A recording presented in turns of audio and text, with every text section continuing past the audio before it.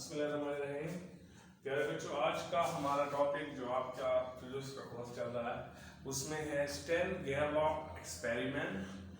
स्टेन-गेयरलॉक experiment जो है ये एक्सपेरिमेंट जो है हमें एक्सपेरिमेंटल प्रूफ देता है quantization of orientation of electron spin कि जो इलेक्ट्रॉन की स्पिन की ओरिएंटेशन होती है वो क्वांटाइज्ड होती है। क्यों? कि हमें पता है कि हम पहले जो स्पिन का कॉन्सेप्ट गोल्ड स्मिथ और यूलर वगैरह ने जो कॉन्सेप्ट दिया था उसमें ये बात तो उन लोगों ने बिल्कुल वाज़े तौर पे बताई कि जो स्पिन होती है वो इलेक्ट्रॉन के पास वो सिर्फ दो ही हालतों में हो सकती है कि वो या स्पिन अप होता है या स्पिन डाउन होता है, और वो जो उसकी ओरिएंटेशन है वो क्वांटाइज्ड है। स्पिन का कांसेप्ट भी उन लोगों ने दिया और ओरिएंटेशन का कांसेप्ट वगैरह भी दिया, लेकिन इसका कोई एक्सपेरिमेंटल एविडेंस नहीं था। तो एक्सपेरिमेंटली जो है इन दो लोगों ने 1922 में जो है एक्सपेरिमेंट किया और इसके लिए एक प्रूफ एक्सपेरिमेंटल प्रूफ था। तो इसका क्या कहते हैं orientation of electron spin quantization का प्रूफ था। तो लिहाजा ये एक्सपेरिमेंट क्या है, तो इसमें एक्सपेरिमेंटल सेटअप जो है वो ये है कि यहाँ पर हम लोग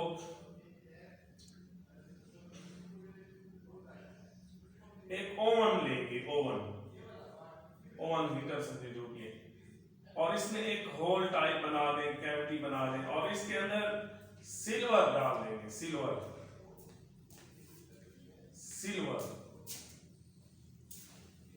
एटम्स Ag जो है सिल्वर। अब सिल्वर एटम्स जो है ओवन के अंदर जब वो टेम्परेचर बढ़ेगा हीट अप होगा और वो मूव करेंगे, ट्रेवल करेंगे इस तरफ सिल्वर एटम्स की, और आगे हम फाइन स्लिट्स भी लगा सकते हैं, एक लगाएं दो लगाएं फाइन स्लिट्स, ताकि वो यूनिडायरेक्शनल एक ही डायरेक्शन में जाए। ठीक है, समझ में आ गई। एक ओवन है उसमें सिल्वर है और सिल्वर के एटम उसमें से इमिट हो रहे हैं, मूव कर रहे हैं, और आगे स्लिट्स लगाए हुए हैं कोलिमेशन के लिए। जहां तक समझ आ गई। अब बात यह है कि सिल्वर का जो एटम है, अगर आप Ag एटम की बात करते हैं यानी सिल्वर एटम की बात करते हैं, तो आपने उसमें देखा होगा कि उसका जो क्या कहते हैं एटॉमिक नंबर है सिल्वर का, जिसके अंदर हम कह सकते हैं कि सादा लफ्जों में इलेक्ट्रॉन्स की तादाद जो है वो आपके पास कितनी है 47 है। प्रोटॉन इलेक्ट्रॉन की तादाद इक्वल होती है 47 है। इसका मतलब यह है कि आपके पास जो आपके पास जिस तरह के LMN शेल में जाएंगे तो आखिरी शेल जो होगा वो आपके पास उसमें एक इलेक्ट्रॉन अनपेयर रह जाएगा 46 तो आपस में 46 प्लस 1 ना। अब इनके अंदर हमें पता है पॉली एक्सक्लूजन प्रिंसिपल के हिसाब से कि अगर एक इलेक्ट्रॉन की स्पिन अप है तो दूसरे की डाउन होगी, तो इवन नंबर में स्पिन डाइपोल मोमेंट कैंसिल हो जाएगी। स्पिन अप और स्पिन डाउन इक्वल होने की वजह से अप और डाउन की क्या कांसेप्ट में तो इनका स्पिन इनकी स्पिन के साथ क्या हो जाएगी, कैंसिल हो जाएगी। लेकिन एक इलेक्ट्रॉन जो अकेला है जो आखिरी s में होगा, लास्ट वाला s जो है कॉन्फ़िगरेशन आप बना लें, अपनी ऑर्बिट जो होगा ऑर्बिटल जो होगा लास्ट में ऑर्बिट का जो ऑर्बिट ले लें उसका ऑर्बिटल ले लें जो आखिरी s आता है जो 5s है जो भी है, तो उस s के अंदर इलेक्ट्रॉन अनपेयर रह जाएगा। अनपेयर रहने की वजह से उस हालत में एटम के अंदर स्पिन आ जाएगी नेट, या अप हो सकती है या डाउन हो सकती है, स्पिन अप या स्पिन डाउन। एंटी क्लॉकवाइज में हमें पता है डाउन होती है, एंटी क्लॉकवाइज में डाउन होती है और क्लॉकवाइज में अप होती है। राइट हैंड से बना लेते हैं एंटी, ये राइट हैंड है, ये क्लॉकवाइज में अप है और एंटी में डाउन है, लेफ्ट में तो उल्टा है। तो ये आपके पास, तो अब यहां पर ये बात है कि जो इलेक्ट्रॉन तो असल में तो एटम्स हैं, और एटम्स के अंदर जो है एक स्पिन का जो डाइपोल मोमेंट है उसकी वजह से एटम के अंदर डाइपोल मोमेंट आ रही है, और वो एटम इस तरह जो है ट्रेवल कर रहे हैं। अब आगे होना ये चाहिए, आगे हम लोग इस पॉइंट को ध्यान में रखें कि ये बात में जो बताई कॉन्फ़िगरेशन हमें बता रही है कि उसमें जो है स्पिन अप या स्पिन डाउन का कंसेप्ट पाया जाता है। क्यों? कि एक अनपेयर इलेक्ट्रॉन के साथ पेयर पूरा नहीं हो रहा। अच्छा, अब इन लोगों के जो दिमाग थे बड़े अच्छे दिमाग थे, इन लोगों ने आगे जो मैग्नेटिक फील्ड अप्लाई की वो इस तरह की कोई मैग्नेटिक फील्ड अप्लाई की। अगर आप मैग्नेट्स ले लेते हैं 3 डायमेंशन में, जिस तरह होता है बॉक्स वगैरह, या आमतौर पे तो हम मैग्नेट्स को नॉर्थ और साउथ पोल यूं बनाते हैं ना, यूं समझ लें बस। एक फर्ज करें नॉर्थ होता है तो एक साउथ होता है। जो हम मैग्नेट होते हैं नॉर्थ और साउथ, मतलब नॉर्थ के साथ भी साउथ होता है लेकिन हम उसको नहीं ले रहे, और इस साउथ के साथ नॉर्थ भी होता है बाहर। अब लेकिन इधर कैसे बनाया? इन लोगों ने यूं नहीं बनाया, इधर आपके पास एक स्पाइक किस्म की मैग्नेट ली, और नीचे जो है दूसरा तरफ थोड़ा सा इस तरफ जो है उन्होंने मैग्नेट लिया। ऐसा किया क्यों? पता है ऐसा क्यों किया? बच्चों ऐसा इसलिए किया ताकि मैग्नेटिक फील्ड, इधर तो मैग्नेटिक फील्ड यूनिफॉर्म है ना, मैग्नेटिक फील्ड नॉर्थ से साउथ होती है, ताकि मैग्नेटिक फील्ड यूनिफॉर्म न रहे, मैग्नेटिक फील्ड यूनिफॉर्म न रहे, मैग्नेटिक फील्ड यूनिफॉर्म न रहे, और मैग्नेटिक फील्ड लाइंस की डेंसिटी यहां ज्यादा हो और यहां डेंसिटी कम हो।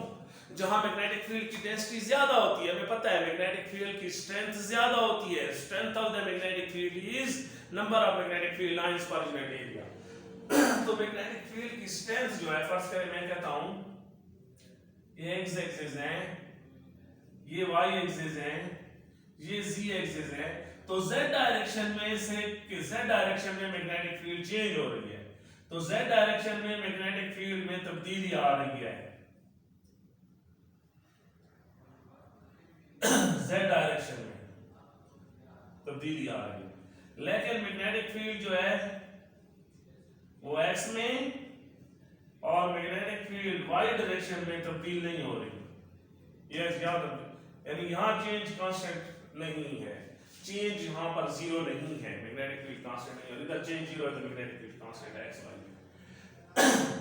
तो ऐसा करना क्यों चाहते थे?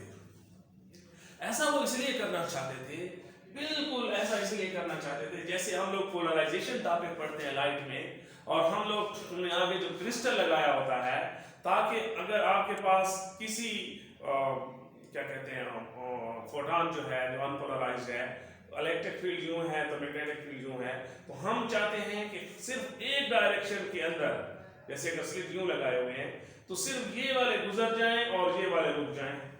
जैसे पोलराइज नहीं कर देते कि एक आपके पास डाइपोल बच जाए, दूसरे वाला डाइपोल रुक जाए।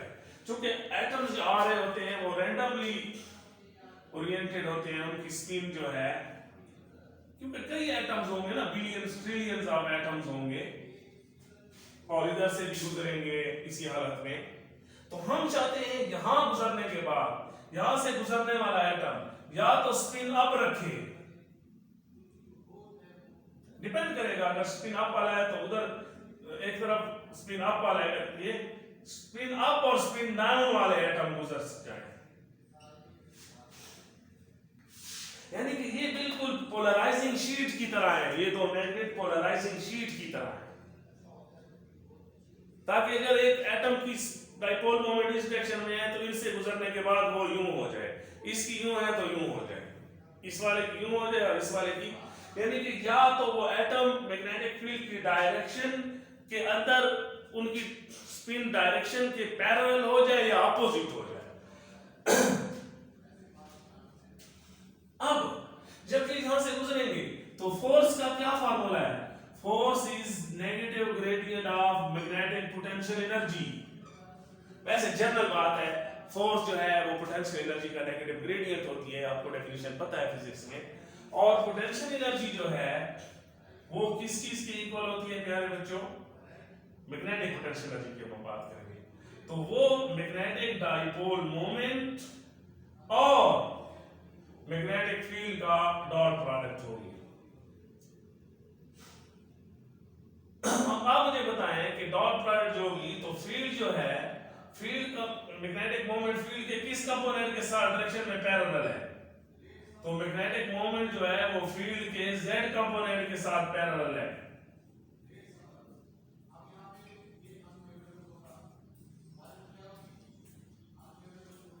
लिहाजा मेरे पास फोर्स का फार्मूला क्या आ जाएगा? Minus delta UB BZ and delta किस चीज के इक्वल होता है? डिस्प्लेसमेंट है ना, करली ओवर करली Z UB BZ। तो इसका मतलब है कि जो फोर्स लग रही है वो किस डायरेक्शन में लग रही है? Z डायरेक्शन में फोर्स लग रही है। ये वाली फोर्स Z डायरेक्शन में लग रही है। अब Z डायरेक्शन में जो फोर्स लग रही है, तो दिलचस्प बात है, ये स्क्रीन है, फोटोग्राफिक प्लेट है या ट्रेस डिटेक्टर है, कोई डिटेक्टर। तो अब आप देखें, जिनकी स्पिन इधर है तो उन एटम के ऊपर फोर्स इस z डायरेक्शन में लगने की वजह से z डायरेक्शन में फोर्स लगने की वजह से ये एटम इधर आ जाएंगे और ये एटम इधर आ जाएंगे। यानी दिलचस्प बात है, और ये एक्सपेरिमेंटली इसको देखा गया कि सिल्वर के एटम यहां टकराए और यहां टकराए हो, इधर स्ट्रेट कोई एटम नहीं गया, फोर्स सिर्फ z एक्सिस पे लगी। फोर्स कहां लगी? z एक्सिस पे लगी।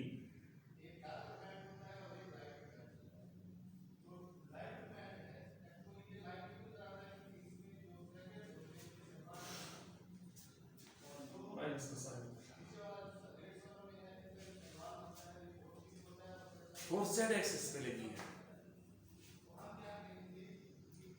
z एक्सिस पे लगी है। चूंकि एक में स्पिन अप का चांस होगा और दूसरे में स्पिन डाउन का, तो अप वाले उधर चले गए और डाउन वाले दूसरी तरफ आ गए। तो ये मैग्नेटिक फोर्स एक किस्म की जो है उनके ऊपर लगी, और ये इस बात का सबूत है कि स्पिन के पास 2 डिग्री ऑफ फ्रीडम पॉसिबल हैं, या अप या डाउन। और स्पिन जो है यानी कि आपके पास क्वांटाइज्ड है, इसलिए स्पिन क्वांटम नंबर 1/2 और -1/2 बिल्कुल सच्चे हैं, और मैग्नेटिक स्पिन क्वांटम नंबर जो है ms+/2 ms-1/2 भी बिल्कुल ठीक हैं। क्वांटम मैकेनिक्स की क्वांटाइजेशन ऑफ स्पिन की quantization of orientation of dipole moment, spin dipole moment का प्रैक्टिकल जो है वो प्रूफ आ रहा था, और ये अपने टाइम का एक बहुत बड़ा जबरदस्त और खूबसूरत एक्सपेरिमेंट था, जिसने कहा कि कितना दिलचस्प बात है, ये तमाम के तमाम एटम स्क्रीन के ऊपर सीधे गुजरने की बजाय इधर और उधर चले गए, और सिर्फ 2 ही ऑप्शंस हैं, सिर्फ 2 ही ट्रेसेस मिल रहे हैं, एक अप के लिए और दूसरा डाउन के लिए, तीसरा नहीं है। तो ये आपके पास बकायदा ये थोड़ा सा मैंने मैथमेटिकल सेटअप आपके सामने किया है। अगर आप आल्सो थोड़ा सा मजीद करते हैं, FZ को आप करते हैं MAZ, इनको कंपेयर कर लें,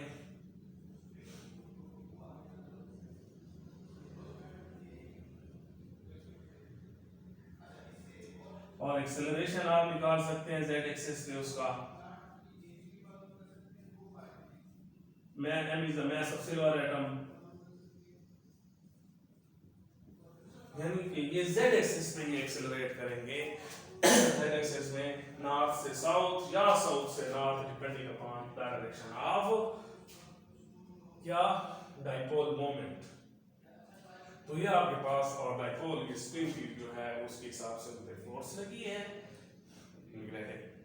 टेंशन एनर्जी का हमें पता है कि जब यूनिफॉर्म मैग्नेटिक फील्ड हो, क्या हो, यूनिफॉर्म मैग्नेटिक फील्ड सिर्फ डाइपोल पे टार्क लगाती है, सिर्फ टार्क लगाती है। कौन सी? यूनिफॉर्म मैग्नेटिक फील्ड डाइपोल के ऊपर सिर्फ और सिर्फ क्या लगाती है? टॉर्क लगाती है। लेकिन अगर नॉन यूनिफॉर्म हो तो वो टार्क के साथ साथ नेट फोर्स भी लगाती है। यही वजह है कि यहाँ फील्ड हम लोगों ने नॉन यूनिफॉर्म रखी है, ताकि ये एक तो दो स्पिन हर डायरेक्शन की वजह से दो हो जाए, या अप या डाउन, और उसके बाद उन पे फोर्स भी लगे, और फोर्स एक स्पिन वालों को इस तरफ लग जाएगी। ये किसके लिए है?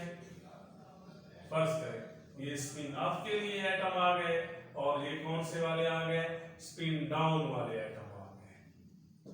तो ये स्टेल गैप एक्सपेरिमेंट है, आपको थोड़ा सा उसका कंसेप्ट समझाने की कोशिश की है कि ये एक्सपेरिमेंट इन लोगों ने जो किया था, ये आपके पास quantization of the spin and quantization of orientation of spin जो है ऑफ इलेक्ट्रॉन का एक्सपेरिमेंटल प्रूफ था।